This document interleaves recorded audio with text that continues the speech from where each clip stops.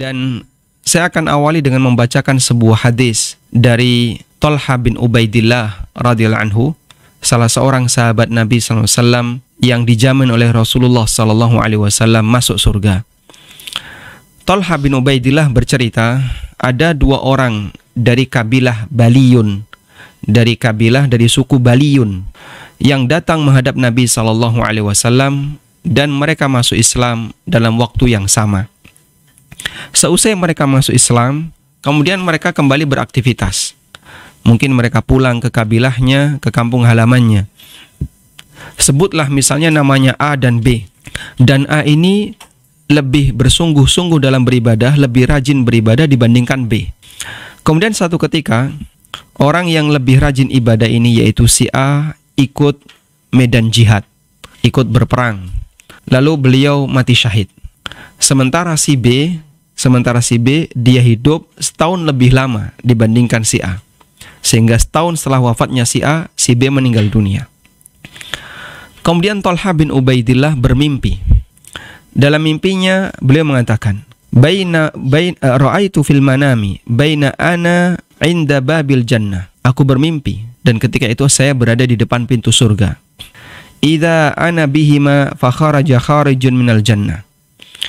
Ketika saya berada di depan pintu surga, di kanan kiri saya di sebelah saya ada A dan B. Di sana ada A dan B. Fa kharaja kharijun minal jannah. Tiba-tiba keluar malaikat penjaga surga. Fa adzina lilladzi tuwfiyal akhir minhuma. Kemudian ternyata malaikat ini meminta kepada si B untuk masuk surga lebih awal. Summa kharaja, kemudian dia keluar lagi. Fa adzina lilladzi istushhida. Kemudian baru dia minta kepada si A untuk masuk surga setelah si B. Thumma raja'a ilayya, kemudian beliau kembali kepadaku, faqala, lalu beliau mengatakan, irji fa innaka lam ya'ni laka ba'du. Kau wahai Thalhah, silakan pulang karena waktumu belum saatnya. Belum saatnya kau masuk surga. Akhirnya Thalhah pulang. Dan karena ini mimpi, begitu Thalhah pulang, beliau bangun dari mimpinya. Setelah itu Thalhah bin Ubaidillah yuhadditsu bihin nas, menceritakan mimpi ini kepada masyarakat. Fa'ajibu lidzalika, mereka pun terheran. Fabalagha dzalika Rasulullah sallallahu alaihi wasallam wa haddatsuhu al-haditsa. Berita ini pun sampai kepada Nabi sallallahu alaihi wasallam, lalu Nabi sallallahu alaihi wasallam tanya, apa yang menyebabkan kalian terheran? Wa haddatsuhu al-haditsa. Kemudian mereka menceritakan mimpinya Thalhah. Yang membuat mereka terheran itu begini. Si A ini lebih rajin ibadah dibandingkan si B. Sementara si B masuk surga lebih awal dibandingkan si A. Si A lebih rajin ibadah dibandingkan si B. Si A mati syahid dan si B tidak mati syahid. Tapi B masuk surga lebih awal dibandingkan si A. Sehingga mereka keheranan. Kemudian Rasulullah SAW bersabda, min ayyi dzalika ta'jabun. Apa yang menyebabkan kalian terheran? Faqalu ya Rasulullah, hadza kana ashaddar rajulaini ijtihadan thumma istushhida. Mereka mengatakan, ya Rasulullah, si A ini lebih rajin ibadah dan beliau mati syahid. Kenapa si B masuk surga lebih dulu dibandingkan si A? Kemudian Nabi SAW mengatakan, alaysa qad makatha hadza ba'dahu sanatan. Bukankah si B ini hidup setahun setelah si A meninggal? Qalu bala, betul ya Rasulullah. Qala, kemudian Nabi SAW mengatakan, wa adraka Ramadan fa shama wa shalla kadza wa kadza min sajdatin fis sanah. Dan si B menjumpai bulan Ramadan. Kemudian beliau sholat dalam waktu 1 tahun dan melakukan sujud selama sekian ribu kali. Coba kita hitung ya. Kalau misalnya kita menghitung dalam sehari saja, kita melaksanakan sholat wajib 17 kali. 17 rakaat, 17 rakaat. Kemudian dari 17 rakaat ada 2 kali sujud. Sehingga kita bersujud untuk sholat wajib sebanyak 34 kali. Kalikan setahun. Setahun dalam perhitungan Hijriah itu jumlah harinya 356. Berarti ada 12.104 kali sujud dalam waktu setahun. Dia berpuasa Ramadan di tahun itu dan melakukan salat bersujud sebanyak 12.104 kali sujud dalam waktu setahun. Qalu bala, para sahabat mengatakan, betul ya Rasulullah. Kemudian Nabi SAW mengatakan, fama bainahuma ab'adu mimma bainas sama'i wal ard. Jarak antara A dan B, jarak surganya A dan B itu lebih jauh dibandingkan jarak langit dan bumi. Masya Allah, betapa jauhnya jarak antara A dengan si B ketika mereka masuk surga. Baik, coba diperhatikan di sini. Si A lebih rajin ibadah. Si A mati syahid. Si A lebih rajin ibadah dan dia mati syahid. Si B tidak lebih rajin ibadah dan tidak mati syahid. Namun si B masuk surga lebih dulu dan surganya lebih tinggi dibandingkan si A. Jika satu Ramadan bisa menyebabkan seseorang lebih unggul ketika di surga melebihi orang yang mati syahid, apalagi banyak Ramadan. Maka sekarang Anda bisa renungkan, berapa Ramadan yang telah kita jumpai, berapa kali Ramadan yang telah kita lakukan sesuai dengan usia yang diberikan oleh Allah Subhanahu wa taala. Karena itu, jika ada orang yang dia berkali-kali berjumpa dengan Ramadan, namun ternyata posisinya tidak lebih hebat dibandingkan orang yang tidak menjumpai bulan Ramadan, bisa jadi ada banyak yang salah, ada banyak yang keliru dari Ramadan yang dia jumpai. Ada banyak yang salah dari amal yang dia lakukan sepanjang Ramadan. Dan realita itu sangat mungkin terjadi. Karena Nabi SAW menyebutkan banyak di antara orang yang berpuasa tapi dia nggak dapat pahala. Kenapa? Dia tidak bisa memanfaatkan kesempatan ibadah puasanya semaksimal mungkin, sehingga dia tidak mendapatkan pahala dari puasanya. Rasulullah SAW bersabda, "Rubba sha'imin hadduhu min siyamihil ju' wal atas." Betapa banyak orang yang berpuasa, namun hasil dari puasanya hanyalah rasa lapar dan dahaga. Artinya dia nggak dapat pahala. Maka wajar jika ada orang yang begitu selesai Ramadan, dosanya belum diampuni. Ketika Idul Fitri, dia itu masih mikul dosa. Artinya jangankan dia bawa keuntungan, dia ini selesai Ramadan minus. Ibarat kalau kita bisa katakan bahwasanya waktu ini kan modal, dan kita masing-masing punya utang. Utangnya apa? Dosa yang kita miliki, itulah utang. Semua bentuk dosa itu adalah utang. Sehingga posisi kita ketika membawa dosa, kita itu di posisi minus. Kita bawa utang. Nah, kita dikasih oleh Allah waktu sebagai modal. Kau manfaatkan waktu ini sebaik mungkin agar kau nanti bisa dapat untung berupa pahala. Jika kau dapat untung berupa pahala, surplus dari keuntungan kamu itu bisa dipakai untuk nutupi kekurangan. Yang minus-minus itu bisa tertutupi. Namun ini aneh, ada orang yang selesai Ramadan, saldo dia masih minus. Sehingga modal dia sudah habis karena sudah selesai Ramadan, modalnya sudah habis, dia nggak dapat untung, utangnya masih ada. Orang kalau seperti ini dalam berdagang, itu kan boleh kita katakan ini orang rugi banget. Dia datang dengan membawa utang, sudah dikasih kesempatan, dikasih modal, kesempatan modal, tapi dia nggak bisa memanfaatkan modal itu sebaik mungkin. Ketika dia lakukan proses perdagangan, modalnya habis, utangnya masih ada. Rasulullah SAW dalam hadis yang sahih, suatu ketika beliau pernah turun dari mimbar, lalu beliau membaca amin 3 kali. Amin, amin, amin. Kemudian para sahabat bertanya, "Ya Rasulullah, apa gerangan yang menyebabkan Anda membaca amin?" Maka Nabi SAW mengatakan, "Jibril berdoa di sampingku dengan 3 doa. Salah satu di antara doa Jibril adalah beliau mohon kepada Allah, Ragma anfu rajulin dakhala alaihi Ramadan summan salakha minhu walam yughfar lahu." Celakalah orang yang masuk bulan Ramadan sampai selesai Ramadan dosanya belum diampuni. Ini bukan orang yang berada di pertengahan atau berada di awal, tapi sampai selesai Ramadan. Artinya sekali lagi, modal dia berupa waktu ketemu Ramadan sudah habis. Walam yughfar lahu, namun dosanya belum diampuni. Maka tidak selamanya orang yang menjalani Ramadan, bertemu dengan bulan Ramadan sampai selesai Ramadan, lalu dia seperti bayi yang baru saja dilahirkan dari ibunya, jadi orang yang bertakwa. Nggak selamanya. Nggak semua orang bisa mengalami seperti itu. Ada orang yang sampai selesai Ramadan dosanya belum diampuni. Berarti kita bisa pastikan orang ini belum membawa predikat takwa. Orang ini masih meninggalkan dosa. Bisa jadi amal yang dia lakukan sepanjang bulan Ramadan adalah amal yang tidak berkualitas, puasanya tidak berkualitas, qiyamul lailnya tidak berkualitas, sehingga dia tidak bisa menyelami ibadah yang dia kerjakan karena tidak berkualitas, maka Allah tidak berkenan untuk menerimanya. Kalau ada orang yang menjalankan tugas, perintah dari atasan, dan tugas itu dilakukan asal-asalan, mungkin atasannya nggak terima. Dan ketika atasan nggak terima, bukan hanya nggak terima, bawahan ini akan dikasih punishment, dikasih hukuman. Kau kenapa kerjakan asal-asalan? Nggak ada hasil, malah rugi dia. Dalam Islam juga demikian. Orang yang melaksanakan tugas, tapi asal-asalan, melaksanakan ibadah, tapi asal-asalan, maka bukannya ibadahnya diterima oleh Allah, ibadahnya ditolak. Tidak hanya itu, plus dia akan mendapatkan hukuman.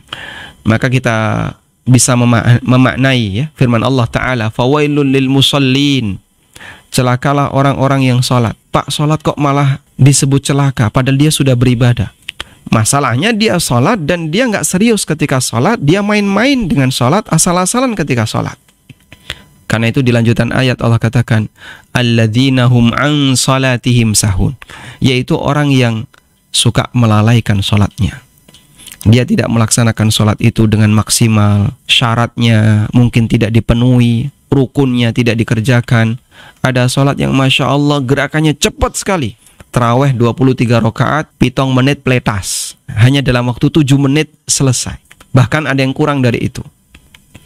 Subhanallah, Anda ini sholat, bukan senam. Anda ini beribadah, bukan gerakan tanpa makna. Dan Allah memperhatikan ibadah kita. Dan Allah menghendaki agar ibadah itu dilakukan sebaik mungkin. Alladzi khalaqal mauta wal hayata liyabluwakum ayyukum ahsanu amala. Dialah yang menciptakan kematian dan kehidupan untuk menguji siapakah di antara kalian yang paling baik amalnya, yang paling bagus amalnya. Allah memilih amal yang berkualitas, meskipun bisa jadi sedikit, namun berkualitas itu lebih disukai dan dicintai daripada amal yang banyak namun tidak berkualitas. Sehingga kenapa ada orang yang selesai Ramadan tapi situasinya seperti itu? Karena bisa jadi amalnya tidak berkualitas, Ramadannya tidak berkualitas. Baik, karena itu ada sebuah pesan yang pernah disampaikan oleh sahabat Jabir bin Abdullah radhiyallahu anhuma. Mungkin penting untuk kita jadikan sebagai bekal bagi kita sepanjang Ramadan. Sahabat Jabir bin Abdullah pernah mengatakan, "Idza sumta falyasum sam'uka wa basaruka wa lisanuka 'anil kadhibi wal maharim." Kalau kau puasa, maka ajak pendengaranmu, ajak penglihatanmu, ajak lisanmu untuk ikut berpuasa. Karena sumber dosa manusia itu ada pada indranya, ada pada gerakan luarnya. Mata punya sumber dosa, telinga punya sumber dosa, lidah kita juga bisa menghasilkan dosa. Astagfirullah. Semua itu bisa terjadi pada siapapun di antara hamba. Karena itu sahabat Jabir mengatakan, kalau kau puasa, ajak ini semuanya untuk turut berpuasa. Wal yakun 'alaika waqarun wasakinah, dan jadilah ketika berpuasa, wal yakun 'alaika waqarun wasakinatun yauma shaumika, dan jadilah ketika kau berpuasa menjadi orang yang lebih berwibawa. Jadilah kau orang yang berwibawa selama kau berpuasa. Maksud berwibawa di sini apa, Pak? Yang dipesankan oleh sahabat Jabir, jadilah orang yang berwibawa ketika berpuasa. Wibawa seorang muslim bukan wibawa karena hartanya, bukan wibawa karena kekayaannya, bukan wibawa karena jabatannya, bukan wibawa karena pangkatnya, bukan wibawa karena status sosialnya, tapi wibawa seorang mukmin yang sejati adalah wibawa karena kedekatan dia dengan Allah Subhanahu wa taala, ketaatan dia dengan Allah, wibawa karena dia meninggalkan maksiat. Orang ketika meninggalkan maksiat terlihat sangat berwibawa. Masya Allah ya. Orang ketika meninggalkan maksiat terlihat sangat berwibawa. Ibu ini gak mau diajak untuk kerenengan, gak mau diajak untuk ghibah, gak mau diajak untuk ngomongin orang. Beliau itu selalu menghindar kalau diajak seperti itu. Ada orang yang dia gak mau diajak untuk makan harta haram. Beliau ini anti dengan riba. Beliau menjaga diri, menjaga kehormatan, tidak mengambil harta haram yang bukan miliknya. Ada orang yang dia tidak mau diajak untuk berbuat maksiat. Wibawa orang itu kelihatan sekali. Kelihatan banget wibawa orang ini. Dan ketika seorang hamba itu punya wibawa yang tinggi, maka makhluk yang lain akan menjadi segan kepadanya, sebab Allah Subhanahu wa Ta'ala perintahkan baginya untuk taat kepadanya. Pernah ada satu kisah ya di masa silam. Tersebutlah seorang ulama kibar. Kemudian satu ketika datang utusan kerajaan. Menyampaikan bahwa ada salah satu wanita keluarga kerajaan, ada seorang wanita keluarga kerajaan yang mengalami kesurupan. Ada seorang wanita keluarga kerajaan yang sedang mengalami kesurupan. Bapak Kiai diminta untuk mengobati beliau. Akhirnya karena tokoh agama ini, seorang ulama ini, beliau sedang sibuk, yang dikasihkan cuma sandalnya. Tolong kau bawa sandal ini dan datangi wanita itu. Sampaikan kepada jin yang masuk ke dalam tubuhnya, kalau dia nggak mau keluar, tampar dengan sandal ini. Akhirnya utusan tadi pulang dengan membawa sandal dari ulama ini. Sesampainya di kerajaan, dia datangi wanita yang kesurupan tadi, disampaikan, ini adalah sandalnya ulama A, dan beliau perintahkan agar kau keluar dari jasad wanita ini. Kalau enggak, sandal ini akan dipakai untuk menamparmu. Masya Allah. Apa yang terjadi? Nah, tolong jaketnya dilepas saja. Apa yang terjadi? Jin ini mengatakan, andaikan ulama A menyuruhku untuk keluar dari kota ini, saya akan keluar. Sesungguhnya ulama ini adalah orang yang sangat bertakwa kepada Allah, dan makhluk yang lain diperintahkan untuk taat kepadanya. Masya Allah. Sampai jin itu segan kepadanya. Itulah pengaruh besar ketaatan kepada Allah Ta'ala. Ketika orang itu anti dengan maksiat, bertakwa kepada Allah Subhanahu wa Ta'ala, dia menjadi manusia yang berwibawa, yang segan, yang menjadi orang itu segan kepadanya. Meskipun bisa jadi dia nggak punya pangkat, nggak punya jabatan, nggak punya kekayaan. Karena wibawa seorang muslim tidak diletakkan oleh Allah di sana. Maka Allah katakan dalam Al-Quran, inna akramakum indallahi atqakum.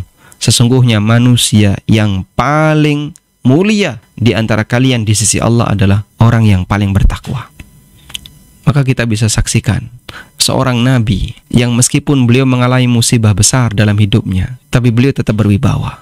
Nabi Ayub alaihissalam, beliau habis hartanya, sakit, dalam keadaan yang sangat parah, tapi beliau berwibawa sebagai seorang nabi, berwibawa. Meskipun habis seluruh hartanya, ditinggal oleh keluarganya, nggak punya apa-apa, tinggal di sebuah gubuk. Karena sekali lagi, wibawa seorang hamba Allah itu diletakkan pada ketakwaannya, bukan kepada harta dan status sosialnya. Baik, kembali ke sini. Karena itulah di sini kata sahabat Jabir, jadilah kau orang yang berwibawa ketika puasa. Karena orang ketika berpuasa, dia diminta untuk meninggalkan setiap dosa sebisa yang dia lakukan. Tinggalkan semua dosa. Di saat itulah dia akan menjadi orang yang sangat berwibawa. Baik. Lalu bagaimana caranya agar kita bisa lebih maksimal dalam melakukan, dalam meninggalkan semua bentuk dosa? Karena manusia itu kalau tidak punya kebiasaan tertentu, susah bagi dia untuk meninggalkannya. Kalau sudah memiliki kebiasaan tertentu, susah bagi dia untuk meninggalkannya. Susah bagi dia untuk menghindarinya. Bapak Ibu yang dimuliakan Allah Subhanahu wa Ta'ala, Ibnu Qayyim rahimahullah pernah menyebutkan bahwa memang orang itu nggak bisa diem. Kalau nggak dia bergerak dalam kebaikan, dia akan bergerak dalam keburukan. Dan itu sudah menjadi bagian dari kodrat manusia. Allah Ta'ala berfirman, liman sya'a minkum ayyataqaddama aw yata'akhir. Bagi siapa di antara kalian yang mau maju atau mundur. Sehingga nggak ada orang yang berjalan di tempat itu, nggak ada. Pilihannya dua. Kalau nggak dia semakin maju, dia mundur. Yang terjadi pada hamba Allah juga demikian. Manusia ada dua kemungkinan, antara maju atau mundur. Maju artinya melakukan ketaatan. Mundur dengan melakukan kemaksiatan. Orang kalau disuruh diam dia nggak bisa. Pasti dia akan bergerak. Artinya, jika seorang hamba itu tidak sibuk dengan ketaatan, dia akan sibuk dengan kemaksiatan. Itu sudah menjadi kodrat bagi manusia. Maka cara yang paling mudah agar kita bisa menjadi seorang hamba yang lebih sibuk dalam melakukan ketaatan kepada Allah adalah agar kita bisa meninggalkan kemaksiatan kepada Allah adalah sibukkan diri kita untuk melakukan ketaatan kepada Allah. Saya ulang ya. Cara yang paling mudah agar kita bisa lebih mudah meninggalkan maksiat adalah sibukkan diri kita untuk melakukan ketaatan kepada Allah. Sudah? Karena kalau kita lebih sibuk melakukan ketaatan, bisa jadi kita nggak sempat untuk melaksanakan maksiat. Karena itu isi Ramadan kita dengan aneka amal saleh, aneka ibadah kepada Allah. Ketika kita mengisi Ramadan kita dengan aneka ibadah kepada Allah, aneka ketaatan kepada Allah, kita akan terasa lebih ringan untuk meninggalkan perbuatan maksiat. Nah, di sini kita akan sebutkan beberapa amalan yang bisa kita lakukan agar kita bisa lebih ringan dalam melakukan ibadah kepada Allah, ketaatan kepada Allah, sehingga mengisi Ramadan kita dengan ketaatan akan membuat kita lebih mudah dalam meninggalkan maksiat. Bapak Ibu yang dimuliakan Allah Subhanahu wa taala, dalam amalan yang kita lakukan sehari-hari, di situ ada amal yang wajib dan ada amal yang sifatnya anjuran. Amal yang wajib adalah amal yang apabila ditinggalkan maka orang yang berdosa, dan kita diperintahkan dahulukan yang wajib daripada yang sunnah. Yang wajib lebih dicintai oleh Allah daripada yang sunnah. Sebagaimana disebutkan dalam hadis riwayat Bukhari, "Wa ma taqarraba ilayya 'abdi bi syai'in mimma aftaradtuhu alaihi." Tidak ada amal yang lebih aku cintai yang dilakukan oleh hambaku melebihi amal yang aku wajibkan kepadanya. Maka mengamalkan yang wajib lebih dicintai oleh Allah daripada mengamalkan yang sunnah. Karena itu kita punya prinsip, dahulukan yang wajib sebelum yang sunnah. Baik, dari sini kita bisa mengukur tingkat prioritas. Dalam beramal, hierarkinya dahulukan yang wajib. Kemudian setelah itu, silahkan lakukan amal yang sunnah.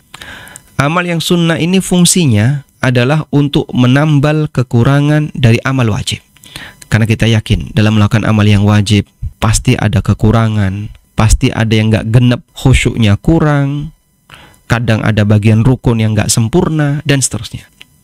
Fungsi amal sunnah adalah untuk menutupi kekurangan-kekurangan yang terjadi pada amal wajib yang kita lakukan. Maka jangan remehkan amal sunnah. Nah, ini beberapa amal yang bisa kita sampaikan kepada jamaah untuk bisa kita rutinkan. Yang pertama saya sebutkan yang wajib dulu. Yang pertama adalah sholat 5 waktu. Kita lakukan dengan sempurna, dengan cara lakukan sholat 5 waktu tepat waktu.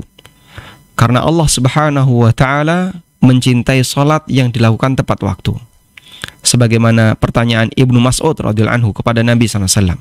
Ya Rasulullah, ayyul a'mali afdal? Ya Rasulullah, amal apakah yang paling afdal? Kemudian Nabi SAW mengatakan, as-salatu ala waqtiha, salat tepat waktu. Dan salat tepat waktu adalah salat yang dikerjakan di awal waktu.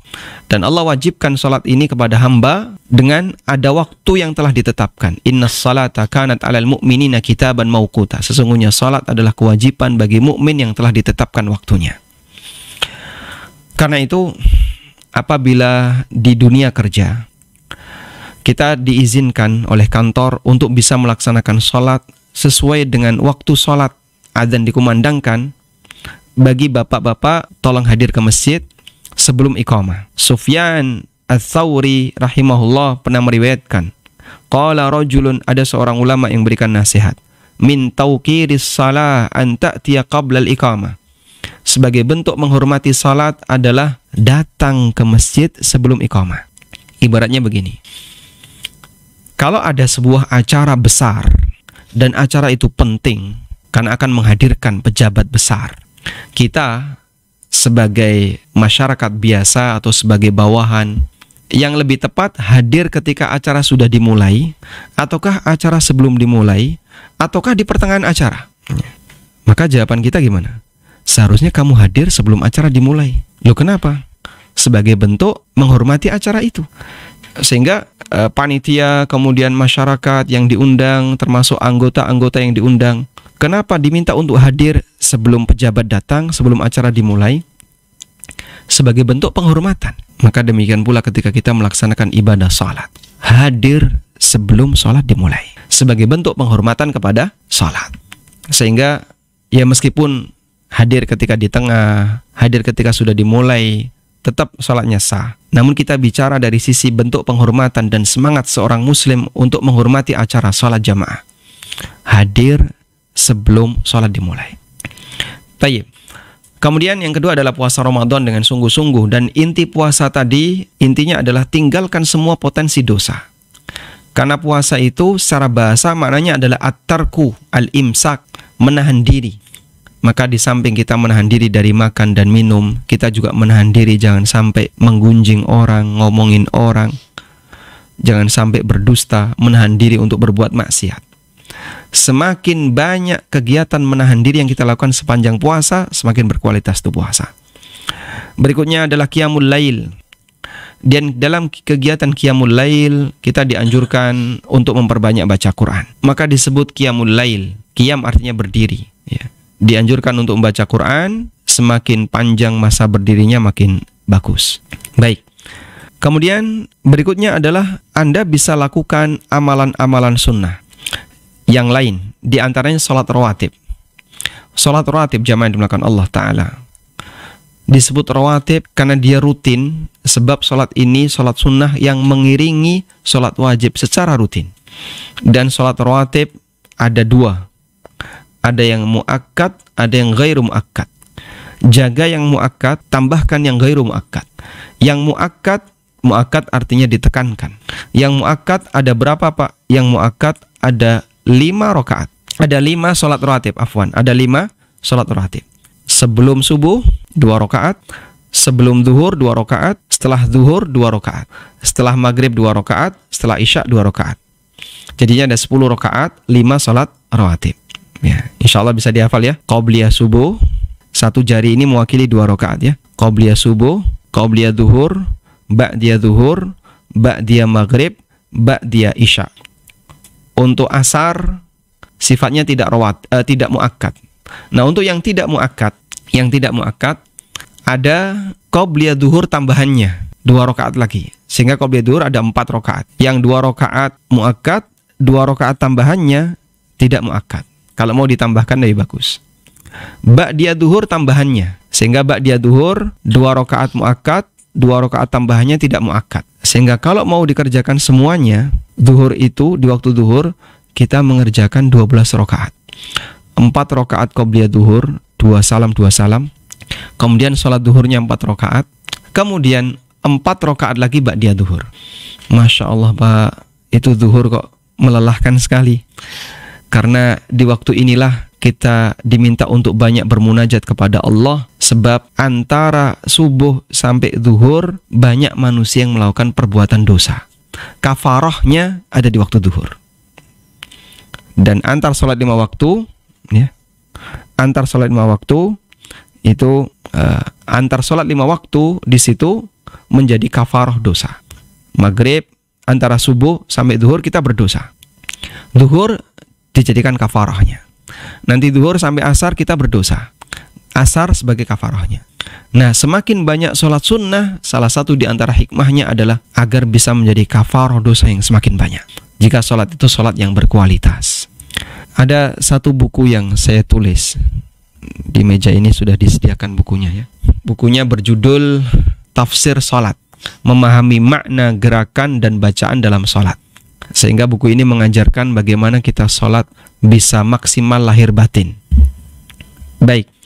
Jadi ketika orang sholat dan sholatnya itu bisa maksimal, fisiknya maksimal, khusyuknya maksimal, itulah sholat yang dikatakan oleh Allah, innas salata tanha 'anil fahsya'i wal munkar wala dzikrullahi akbar. Sesungguhnya sholat itu bisa mencegah dari perbuatan keji dan mungkar.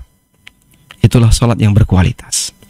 Orang kalau sudah belajar sholat berkualitas, Bapak Ibu bisa buktikan, dia kalau sudah hanyut dengan sholatnya, menjadi orang yang senang dengan sholat. Dan kalau sudah senang dengan sholat, perasaan hati itu merasa nggak nyaman kalau kita meninggalkan rutinitas sholat sunnah. Ada orang yang sudah terbiasa sholat duha ya, pada satu kesempatan dia nggak sempat sholat duha. Itu rasanya kok ada yang kurang. Jadi nggak nyaman ketika beraktivitas ya. Seolah-olah seperti ada sesuatu yang kurang. Baik, kalau seperti ini sudah terjadi pada diri kita, bersyukurlah kepada Allah. Berarti Anda sudah menyukai ibadah. Anda sudah bisa menyelami ibadah. Nah, tapi kalau orang itu sholat dan dalam perasaannya selalu berpikir kapan selesai, berarti dia belum bisa menyelami ibadahnya. Kadang kan yang sering terjadi kayak gini ya. Begitu kita takbiratul ihram Allahu Akbar ketika sholat taraweh, yang dipikir salam sholat witir. Masya Allah, taraweh baru mulai sudah mikir kapan salam sholat witir. Kita memulai puasa, begitu kita mulai puasa tanggal 1 Ramadan sudah mikir kapan hari raya. Ya, ibu-ibu sudah nyiapin parcel, sudah nyiapin ini. Ini Bu, ibadah baru mulai. Ramadan baru mulai, sudah mikir kapan ujungnya. Karena banyak di antara kita ketika melakukan ibadah itu kadang nggak betah. Karena kita tidak bisa menikmatinya. Kita tidak bisa menyelaminya. Makanya kenikmatan yang sejati yang dimiliki oleh seorang hamba adalah kenikmatan ketika dia bisa menikmati, menyelami ketaatan kepada Allah. Saya mau membandingkan seperti ini. Kita dikasih oleh Allah banyak kenikmatan. Kenikmatan fisik, kenikmatan indera, kenikmatan harta, kenikmatan makanan, dan aneka kenikmatan yang lainnya. Namun semua kenikmatan ini sifatnya sangat terbatas untuk bisa dinikmati oleh seorang hamba. Bisa jadi kenikmatan itu masih ada, tidak dihilangkan oleh Allah, tapi kita nggak bisa menikmatinya. Contohnya gimana Pak? Banyak sekali. Misalnya, mudah bagi Allah untuk menghilangkan kemampuan kita dalam menikmati makanan yang lezat. Ada sate, ada gulai, ada tongseng, ada rendang, aneka makanan lengkap di depan Anda yang Anda sukai semuanya. Ada es buah, ada ini. Baik, coba bayangin. Ketika ada makanan dihidangkan lengkap, jumlahnya banyak, pada waktu walimah nikah, ada satu gigi kita yang sakit. Satu gigi kita sakit. Sudah, sekian hidangan ini bisa nggak dinikmati? Kita nggak bisa menikmatinya. Kenapa? Ada satu gigi kita yang sakit, membuat kita nggak bisa menikmati semua kenikmatan itu. Padahal ada di depan kita. Bukan kita nggak punya, kita punya. Bisa ngambil sepuasnya. Tapi Masya Allah, cekot-cekot. Terus gimana? Ya mohon maaf, saya nggak bisa makan apapun. La haula wala quwata illa billah. Kenikmatan ada di hadapan Anda, tapi Anda nggak bisa menikmatinya. Ada orang yang ketika dia punya banyak fasilitas hidup, tapi dia punya banyak pantangan. Masya Allah, makan nasi saja ditakar, makan ini ditakar. Pak, ini tidak boleh pantangan, ini nggak boleh pantangan. Terus, Bapak yang ini aja ya, air putih. Masya Allah Pak, ini fasilitas ada di depan mata, tapi dia nggak bisa menikmatinya. Cara Allah Ta'ala mencabut kenikmatan pada diri kita, bukan dengan menghilangkan kenikmatan itu. Kenikmatan itu ada, tapi kita nggak bisa menikmatinya. Ada orang ketika tidur di atas ranjang yang empuk, itu nggak bisa dia. Saya kalau tidur pakai spring bed kayak gini, bangun pegel semua, sakit badannya. Bapak biasanya tidur pakai apa? Pakai tikar itu loh Mas. Masya Allah, Pak, duitnya banyak, bisa dipakai untuk beri spring bed ratusan, tapi tidurnya itu pakai tikar. Sehingga dia ketika di hotel, dia nggak bisa tidur di atas ranjang yang empuk, itu nggak bisa. Itu contoh Allah mencabut kenikmatannya. Dan masih banyak lagi. Fa'tabiru ya ulil albab. Maka mari kita mengambil pelajaran dari kondisi macam ini. Itu bisa dialami oleh siapapun. Anda kalau punya kawan, punya teman ya, Bapak A itu sekarang asam urat, Bapak B gulanya tinggi, Bapak C kolesterolnya tinggi, Bapak ini serangan jantung, Bapak ini stroke. Punya banyak harta tapi nggak bisa menikmatinya.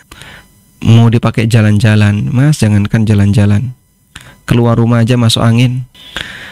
Itu cara Allah mencabut kenikmatan hamba. Nah, maka seorang mukmin punya bentuk kenikmatan yang jauh lebih tinggi daripada kenikmatan indera. Itulah kenikmatan batin. Kenikmatan batin. Bentuk kenikmatan batin seperti yang dinyatakan oleh Syekhul Islam. Inna fid dunya jannatan. Man lam yadkhulha lam yadkhul jannatal akhirah. Di dunia ini ada surga. Siapa yang nggak pernah masuk ke surga dunia, maka dia selamanya tidak akan bisa masuk ke surga akhirat. Surga apa yang dimaksud surga dunia itu? Kenikmatan ketika menjalani ibadah. Karena semua kenikmatan fisik itu pasti berakhir. Sehingga nanti orang tidak akan mungkin bisa menikmati selamanya. Maka kita perlu latihan untuk mengalihkan kenikmatan fisik itu kepada kenikmatan batin. Setahap demi setahap. Begitu ya. Karena kalau orang sudah tidak membiasakan diri untuk menikmati kenikmatan batin, untuk merasakan kenikmatan batin, sehingga dia nggak bisa merasakan kenikmatan batin itu selamanya, maka ya nanti ketika usia itu sudah lanjut, karena tua itu kan nggak bisa direm ya, Tua itu bisa dihindari nggak, Pak? Nggak bisa. Nggak bisa kita menghindari tua. Hal otomatis yang pasti terjadi pada sejarah manusia. Sudah, tua pasti akan terjadi. Di saat itu badan sudah mulai lemah, mau diajak apapun tidak bisa. Tinggal satu kesempatan. Jika Anda tidak punya kenikmatan batin, hidup ini isinya hanya hidup ini isinya hanya apa? Ya, menerima musibah berkali-kali, Pak. Pegel kanan, pegel kiri, dan seterusnya. Maka kita berupaya untuk mengalihkan kenikmatan fisik kepada kenikmatan batin dengan cara belajar, merutinkan ibadah dan menyelami ibadah itu. Kita menyelami sholat dan seterusnya. Kemudian lakukan sholat duha. Dan sholat duha minimal 2 rakaat, karena tidak ada sholat siang yang 1 rakaat. Sementara maksimal, pendapat yang benar bebas, tidak ada batas maksimal. Bisa 12 rakaat, Masya Allah, silahkan. Bisa lebih dari itu, silahkan. Boleh nggak, Pak, lebih dari 12? Silahkan, boleh. Tidak ada batas maksimal. Dan sholat duha ini, sebagaimana disebutkan dalam hadis yang sahih, Allah Subhanahu wa Ta'ala berfirman, hadisnya hadis qudsi, barang siapa yang mencukupiku dengan 2 rakaat di waktu pagi, dengan 4 rakaat di waktu pagi, maka aku akan mencukupinya di waktu sore. May yakfini bi arba'ati raka'atin fi awwalin nahar akfihi akhirahu. Siapa yang melakukan ibadah kepadaku dengan 4 rakaat di waktu pagi, maka aku akan cukupi kebutuhannya di waktu sore. Ini salah satu di antara keutamaan sholat duha. Kemudian Rasulullah Sallallahu Alaihi Wasallam juga pernah mengatakan bahwa dalam tubuh manusia ini ada 360 ruas tulang.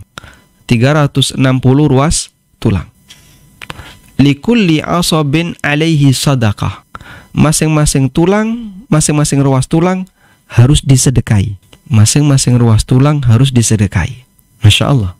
Selanjutnya, sahabat mengatakan, ya Rasulullah, kalau sedekah 360 kali, nggak mungkin kita bisa melakukannya. Coba Bapak bayangkan ya, 360 kali sedekah, andaikan satu sedekah 1000 saja. Satu sedekah 1000. Berarti tiap hari 360.000.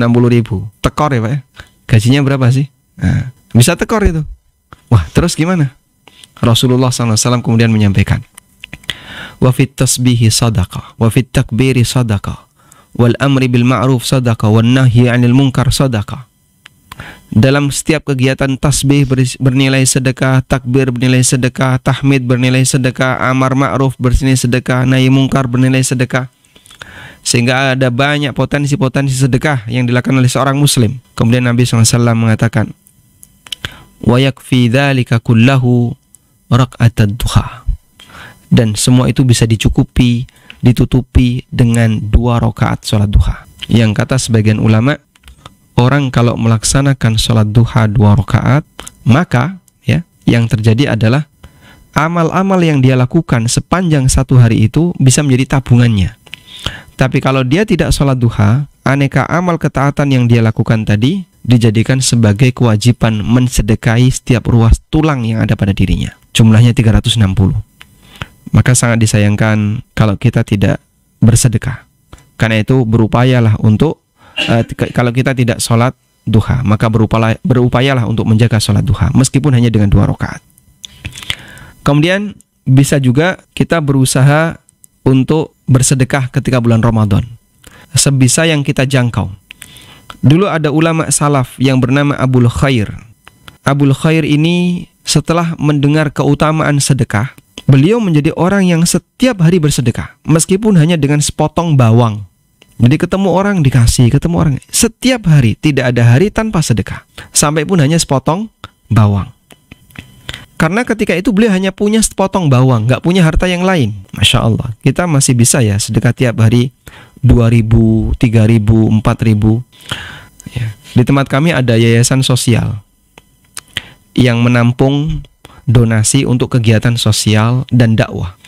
Ada orang yang beliau itu auto debit dari rekeningnya berapa? 1000-an ya? 2.000 setiap hari. 1000. Setiap hari itu 1000 masuk. Auto debit. Sehingga dia nggak perlu pakai token-token lagi, nggak perlu pakai HP. Setiap hari itu masuk auto debit 1000. Ya, maksud beliau pingin sedekah setiap hari. dengan cara auto debit. Ada kemudahan yang disediakan oleh bank untuk bisa melakukan itu, pakai auto debit. Masya Allah ya. Coba Pak bayangkan ya, Bapak kalau datang ke swalayan bawa uang 200.000 sendirian, mungkin masih merasa aman ya. 200.000 ke swalayan sendirian, mungkin masih merasa aman. 200.000 ke swalayan bawa istri dan anak, deg-degan. Ya nggak Pak? Oh iya Mas, deg-degan. Kenapa? Khawatir nggak kurang. 200.000. Betul Pak. Kalau sendirian mungkin masih bisa ngerem, pengen belanja apa masih bisa ngerem. Tapi kalau bawa 200.000 ke masjid, 200.000 dibawa ke masjid, mau dimasukkan itu cari yang paling kecil di dompet, cari yang paling kecil 10.000. Padahal di sebelahnya ada yang berwarna biru, ada yang berwarna merah. Subhanallah. Kita masukkan ke kotak infak 200.000 ke masjid kebanyakan. Masuk swalayan bawa 200.000 deg-degan karena khawatir kurang. La haula wala quwata illa billah. Itulah kita ya. Dalam urusan dunia kadang kita boros, tapi dalam urusan akhirat kita pelit. Baik. Kemudian Abul Khair ini, kenapa beliau menjadi orang yang rajin bersedekah, setiap hari sedekah?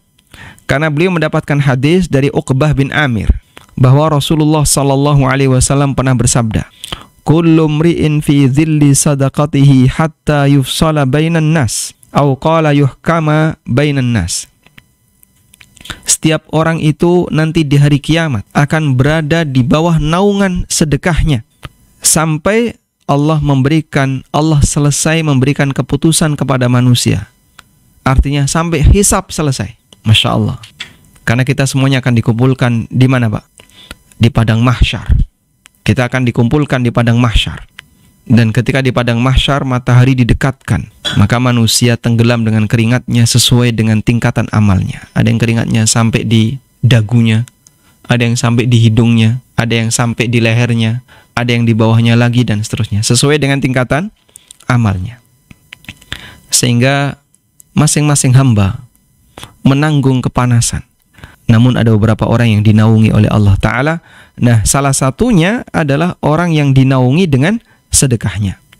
Qala Yazid, kata Yazid bin Abi Habib, perawi dari Abul Khair, wa kana Abul Khairi la yukhti'uhu yawmun illa tasaddaqa fihi bi syai'in walau ka'katan aw basalatan aw kadha. Abul Khair sejak mendengar hadis ini, beliau sedekah setiap hari walaupun hanya dengan sepotong kue, sebuah bawang atau yang semisalnya. Masya Allah ya. Sedekah garam boleh aja ya. Atau sedekah yang lainnya. Ada tetangganya minta lombok, kita kasih sekilo. Masya Allah, kebanyakan ya. Dan sedekah apapun yang bisa kita keluarkan, silahkan dikeluarkan. Setiap hari kalau bisa sedekah, kita sedekah, meskipun hanya sedikit, meskipun hanya kecil. Baik. Selanjutnya kita dianjurkan untuk memperbanyak istighfar. Dan termasuk diantaranya adalah istighfar seusai sholat duha. Dari salah seorang sahabat Ansar, beliau menceritakan, marartu ala Rasulillahi sallallahu alaihi wasallam wa huwa yusalli duha, fasami'tuhu yaqul, Allahumma ighfirli wa tub alayya innaka antat tawwabur rahim. Hatta adattu mi'ata marrah. Ya Allah, Nabi SAW, kata sahabat ini, saya pernah menjumpai Nabi SAW sholat duha. Kemudian selesai sholat duha, beliau itu banyak memohon ampun kepada Allah. Allahumma gfirli wa tub alayya innaka antat tawwabur rahim. Allahumma gfirli wa tub alayya innaka antat tawwabur rahim. Ya Allah, ampunilah aku, terimalah taubatku. Sesungguhnya engkau adalah zat yang maha penerima taubat dan maha penyayang. Innaka antat tawwabul ghafur. Sungguhnya engkau zat yang maha penerima taubat dan maha pengampun. Hatta adattu mi'ata marratin, sampai saya hitung totalnya itu 100 kali membaca tadi ya. Allahumma gfirli wa tub alayya. Allahumma gfirli wa tub alayya innaka antat tawwabul ghafur. Allahumma gfirli wa tub alayya innaka antat tawwabul ghafur. Dan juga kita dianjurkan untuk memperbanyak membaca subhanallah wa bihamdi. Dermimil dzikir, subhanallah wa bihamdi, subhanallah wa bihamdi. Biar lidah ini tidak dipakai untuk gerenengi orang, sebaiknya dipakai untuk mengingat Allah. Karena dengan mengingat Allah, hati seorang hamba itu akan menjadi semakin tenang. Ala bidzikrillahi tatmainnul qulub. Bukankah dengan zikrullah hati seorang hamba itu menjadi lebih tenang?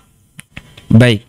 Di antara zikir yang disyariatkan adalah membaca subhanallah wa bihamdi, subhanallah wa bihamdi 100 kali dalam sehari. Rasulullah SAW menyebutkan, siapa yang membaca subhanallah wa bihamdi 100 kali dalam sehari, maka dosa-dosanya akan diampuni. Wa in kana mithla zabadil bahri, meskipun jumlah dosanya sebanyak buih yang ada di lautan. Buih di lautan itu seperti apa, Pak? Ya, untuk segoro ya, nggak bisa dihitung manusia, saking banyaknya. Sehingga meskipun dosa kita sangat banyak, dengan membaca kalimat ini sebanyak 100 kali, berpeluang dosa kita diampuni oleh Allah Subhanahu wa taala. Kemudian perbanyak membaca Al-Qur'an diiringi dengan tadabbur. Dan Nabi SAW bersabda, "Man qara'a kitaballah falahu min kulli harfin qirat." Siapa yang membaca kitabullah, setiap huruf dia mendapatkan falahu min kulli harfin hasanah. Maka setiap huruf yang dia baca, dia mendapatkan satu kebaikan. La aqulu alif lam mim harfun. Aku tidak mengatakan alif lam mim satu huruf. Walakin alif harfun wa lam harfun wa mim harfun. Namun alif terhitung satu huruf, lam terhitung satu huruf, mim terhitung satu huruf. Sehingga orang ketika membaca Al-Quran, satu huruf dikasih satu pahala, dan satu pahala dilipatkan 10 kali. Berarti kalau dia membaca 3 huruf, jadi dia dapat 30 pahala. Maka orang ketika membaca Quran lalu dia membaca Bismillahirrahmanirrahim. Bismillah. Ada berapa huruf itu? Bismi, ba, alif, sin, mim 4. Allah 4, ada 8. Bismillah berarti 8 huruf, 80 pahala. Ar-Rahmanir-Rahim, banyak huruf. Belum lagi kalau kita membaca Fatihah. Belum lagi kalau kita membaca 1 juz. Baik. Kalau belum bisa gimana, Pak? Ya, harusnya belajar. Saya sampaikan, mohon untuk tidak membaca Al-Quran dengan membaca transliterasi. Ya. Ada teks Arab ya, terus ada transliterasi. Loh kenapa? Saya belum bisa baca teks Arabnya. Boleh nggak saya baca transliterasinya? Sebaiknya tidak. Karena beberapa transliterasi saya perhatikan, orang ketika mengeja itu keliru, dan kelirunya fatal. Alladzina, misalnya, kalimatnya alladzina, transliterasinya ditulis alat zina. Dia itu di alat zina amanu. Wah, fatal sekali nih. Maka sebaiknya kami sarankan, mohon untuk tidak membaca Quran dengan membaca transliterasi. Terus yang dibaca apa? Teks Arabnya. Kalau belum bisa, nah, butuh untuk belajar. Lebih baik belajar dari nol. Dari nol tidak apa-apa, tapi dengan dilakukan secara serius, insya Allah nanti ada hasil. Saya menjumpai ada orang yang baca Quran dari nol, dan gak lama, mungkin cukup sepekan 2 pekan, sudah bisa meskipun terbata-bata membaca Al-Quran. Meskipun terbata-bata. Dan terbata-bata ketika membaca Quran, kata Nabi SAW, "Walladzi yaqra'ul Qur'ana wa huwa yata'ta'u fihi." Orang yang membaca Al-Quran sementara dia terbata-bata, falahu ajran, maka dia dapat 2 pahala. Dia dapat 2 pahala. Masya Allah. Tidak ada yang disia-siakan oleh Allah Subhanahu wa taala. Baik. Kemudian di antara amal yang lain adalah amal dalam bentuk zikir pagi petang. Dan ini kalau bisa jangan sampai kita tinggalkan. Zikir pagi petang ini senjatanya seorang muslim agar dia bisa selalu dalam kondisi baik setiap hari. Ada buku yang ditulis oleh para ulama, kumpulan zikir pagi petang. Misalnya buku Hisnul Muslim ya, kumpulan doa dari Al-Quran dan Sunnah. Dan buku ini biasanya bagi jamaah haji dan umroh itu dibagikan gratis. Kalau ada di antara bapak ibu kadang haji atau umroh dapat buku gratis, nah itu biasanya salah satunya adalah buku Hisnul Muslim. Wallahu ta'ala alam. Baik, mungkin demikian yang bisa kita sampaikan sebagai pengantar. Semoga Allah Subhanahu wa ta'ala menjadikan kajian kita ini menjadi kajian yang bermanfaat, bisa menghasilkan pahala yang berlimpah. Intinya, manfaatkan sebaik mungkin Ramadan ini dengan banyak meninggalkan yang haram, meninggalkan maksiat, dengan cara sibukkan diri kita dengan amal soleh dan ketaatan kepada Allah Subhanahu wa ta'ala. Wa sallallahu ala nabiyyina Muhammadin wa ala alihi wa sahbihi wa sallam wa akhiru da'wana anil hamdulillahi rabbil alamin.